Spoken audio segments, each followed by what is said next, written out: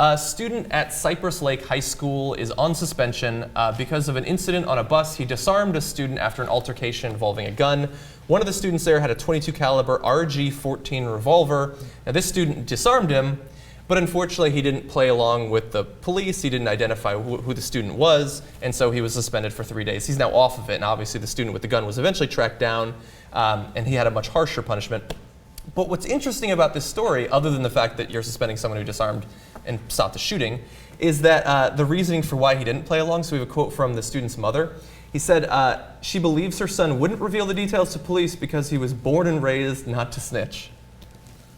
Yeah, It's an interesting story. It is an interesting story because there are two different issues. First of all, the punishment that the student got for disarming the potential shooter, right? Mm-hmm. Obviously, I don't agree with that. If you know that the student disarmed someone who could potentially be dangerous, then you reward them, you don't punish them. But also, I don't know if it's always a good idea to raise your child to not be a so-called snitch. In cases like this, you should probably let authorities know, hey, you know what, this kid is very, very risky. He was planning to do A, B, and C. Therefore, you should investigate this, right? Yeah, it almost doesn't match up. The kid did something amazing, and the school should be named after him on one hand. Like, he stopped a 15-year-old with a gun. So that on its face is amazing. And then on the other hand, then the authorities got involved, and something in that family had been so like ingrained in them, like you don't talk to the cops. I don't know if the family had like just gone on like a Goodfellas marathon or something, you know. Yeah, but it's crazy. Like they had something so ingrained in them, you don't snitch, you know what I mean? You're gonna get in a lot of trouble. So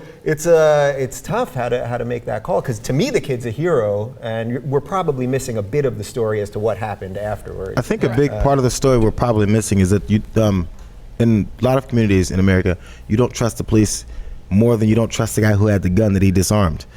They do, traditionally, a lot of things untoward to a lot of folks in these communities, and you just don't trust what they're going to do with any information you give them. And after you give them the information, they go after and find the bad guy, quote the bad guy, and then you are now a target for more of these guys, or what the police can do then.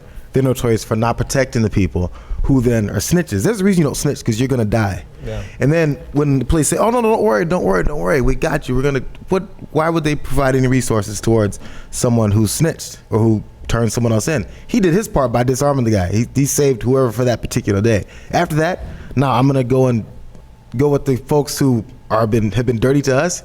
That's the general protocol for not snitching. You're gonna get it from everyone else, and then the police aren't gonna do anything about it. And they're gonna say they will, but you don't trust the police because they've given you no reason to, in particular situations. But isn't that like basically making the case for vigilante justice? Now in this case it seems like he was able to disarm the student in a non-violent way, but what if it was done in a more hostile way or in a more violent way, and he was able to disarm him, but then all of a sudden you have this bitter, angry 15-year-old who apparently has access to weapons, but he'll come after you anyway. It's kind of a tricky situation, but you do make a good point, because you snitch, you're gonna get a little bit of retaliation for sure. I get in that situation. Look, I obviously didn't grow up in an environment like that. Like if we saw somebody breaking the law, we would say something, or we were apathetic and we just didn't care, but it had nothing to do with snitching. But I get why you wouldn't want to say something if you could be identified. In this case, he certainly could be identified, although everybody was on the bus. I think there was a pretty good idea of who was the kid with the gun.